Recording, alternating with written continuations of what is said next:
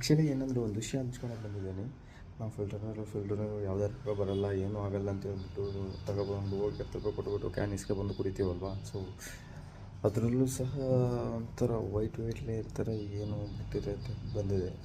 Fungus ಬಂದರೆ ಹೆಂಗೆ ಬರುತ್ತೆ ಆ ಟೈಪ್ ಬಂದಿದೆ. ನೋಡಿ ತೋರಿಸ್ತಿನ್ಬೇಕಂದ್ರೆ ಚಿಗಾಗಿ ತೊಗೊಬಂದಿದ್ದೀನಿ ನಾನು.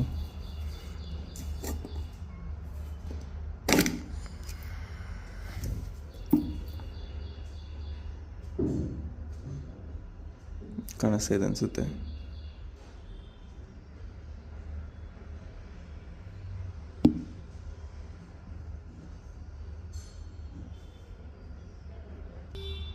ನೋಡಿ ಹಿಂಗೆ ತೇಲ ಆಡ್ತಾ ಇದೆ ಅಂತ ಹೇಳ್ಬಿಟ್ಟು ಇದನ್ನು ಕುಡಿಯೋದು ಎಸೆಯೋದು ಏನಂತ ಗೊತ್ತಾಗಿಲ್ಲ ಹೊಸದಕ್ಕೆ.